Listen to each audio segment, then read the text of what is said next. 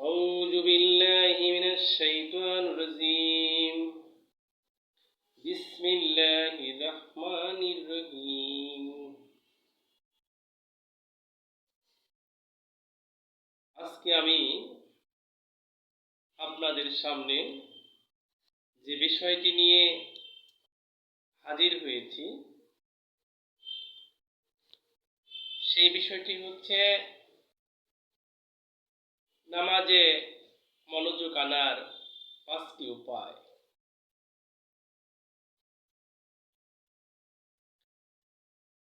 আমরা যখন নামাজ পড়ি আমাদেরকে মনে রাখতে হবে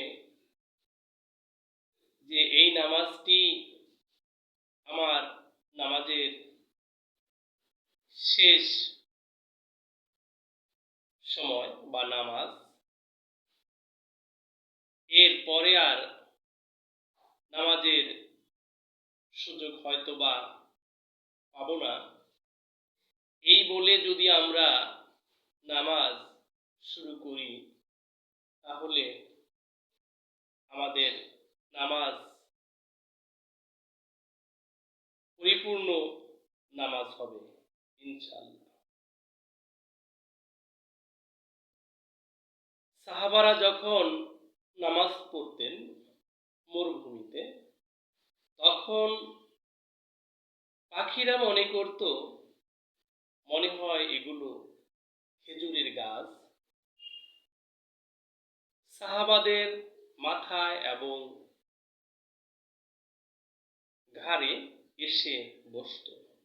সাহাবারা ডানে বামে তাকাত না।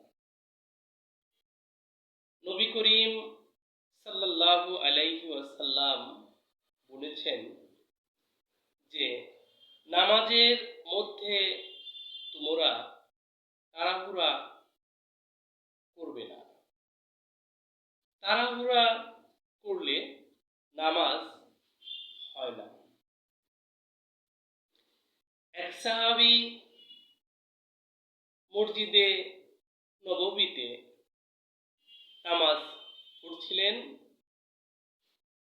নবীজির কাছে আসলেন। নবীজি বলল সাহাবীকে, তোমার নামাজ হয় নাই, আবার নামাজ পড়ো। সাহাবী আবার নামাজ পড়লেন। আবার সাহাবী নবীজির কাছে আসলেন। নবীজি বলল তোমার নামাজ হয়নি। সাহাবীকে নবীজি বললেন আবার নামাজ পড়ো। সাহাবী পুনরায় আবার নামাজ পড়লেন, কিন্তু আবারও সাহাবীকে নবীজি বললেন তোমার নামাজ হয়নি।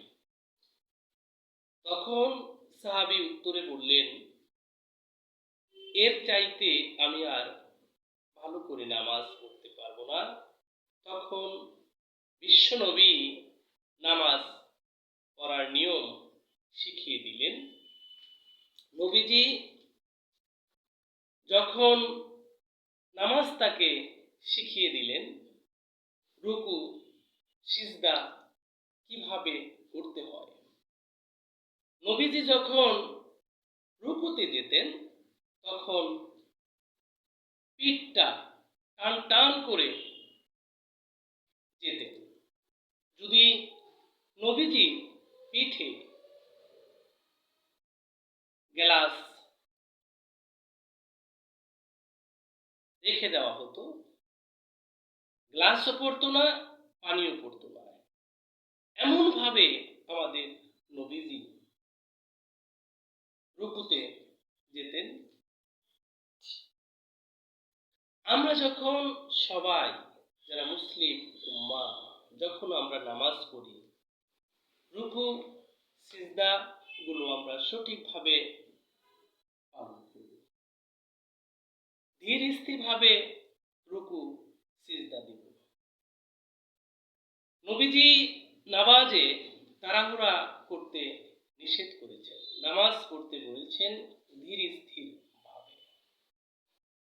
2 নাম্বার হচ্ছে আহকাম গুলো যেন আমরা সঠিকভাবে পালন করি। 3 নম্বর, নবীজি বলেছেন জামাতের সহিত নামাজ পড়তে। একা নামাজ পড়ার চাইতে জামাতে নামাজ পড়লে 27 গুণ সওয়াব বেশি।